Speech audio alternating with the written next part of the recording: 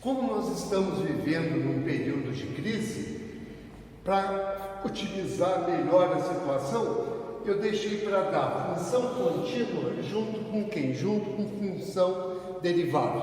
Aí você faz tudo junto e o resultado é perfeito, ou quase perfeito. Então aqui eu coloquei a definição de função contínua. Uma função f é contínua em x igual a x1 se as seguintes condições são satisfeitas. Isso é muito intuitivo também, não é? Então, f é definida em x igual a x1, significa o que isso? Significa que tem a imagem, né? F tem imagem da função. Vai existir o limite dessa função. Eu estou muito acostumado lá, aí eu coloquei x1, mas nada que eu não possa arrumar. Então aqui vai ser o que? Vai ser x1, aqui é... Eu coloco os dois, tanto x1 ou a, que é a mesma coisa, mas aqui. Então, f é definido em x1, tem que existir o limite de f de x quando x tende a x1, e logicamente que o limite de f de x quando x tende a x1 tem que ser igual a quê? Tem que ser igual à imagem do x1. E aqui eu já vou dar um exemplo. Verificar se a função de domínio é essa função aqui, dada por duas sentenças, ela é contínua em x igual a 1. X igual, então vamos verificar as condições, não é? As condições de quê? De função contínua. Então, h é definida em x igual a 1, está na cara, né? Ó, qual que é a imagem do 1? A imagem do 1 é 2, então o h é definida em x igual a 1. Será que vai existir o limite quando x tende a 1? Então eu pego a função, né, definida para x diferente de 1 e vou verificar o limite. O que deu aqui?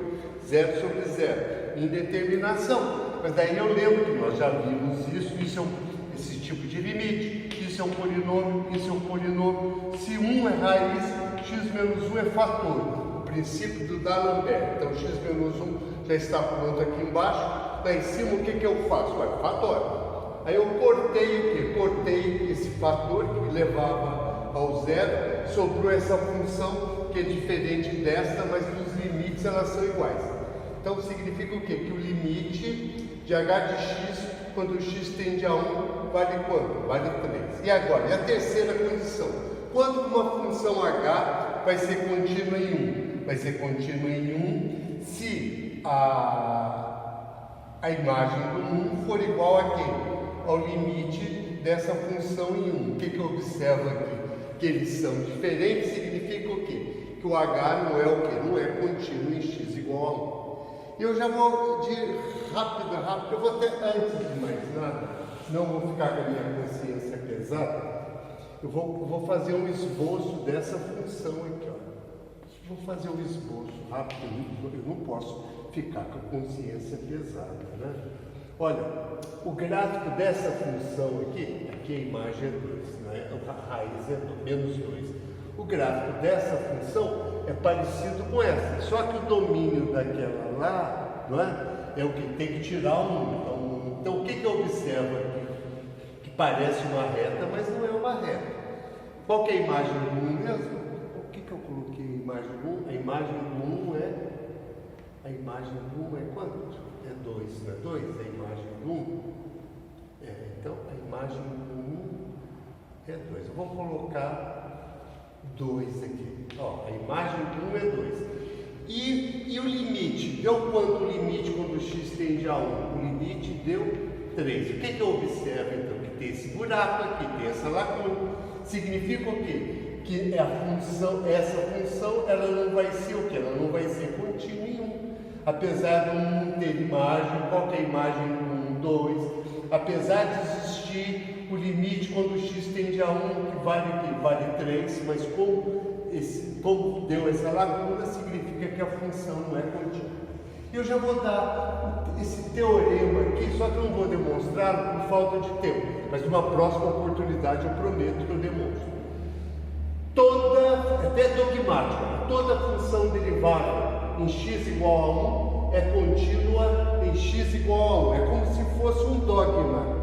Toda função derivável num ponto, num x, ela é o quê? Contínua. Então, é uma mão única. Nem toda função contínua é derivada, mas toda função derivável é contínua. Toda função derivável num determinado x, ela é contínua. Tá, então eu coloquei aqui um exemplo. Verificar se a função g de domínio real, não é? Essa função aqui é derivável em x igual a 2.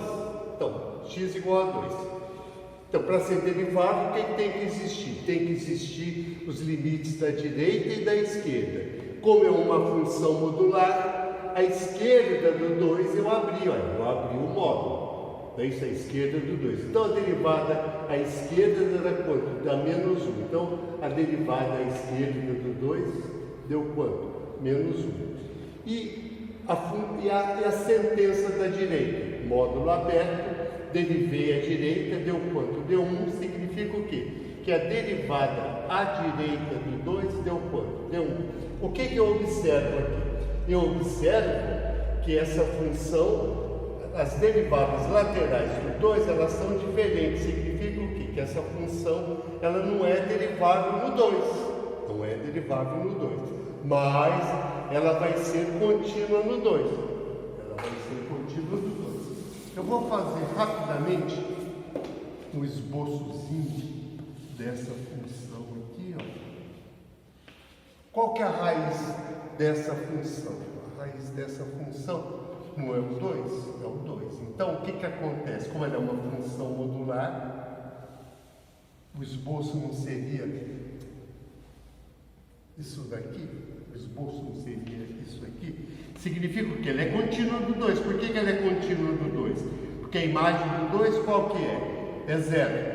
Não é? A imagem do 2 é 0. E o limite do 2? Vale quanto o limite do 2 também, tanto a direita quanto a esquerda, lá 0.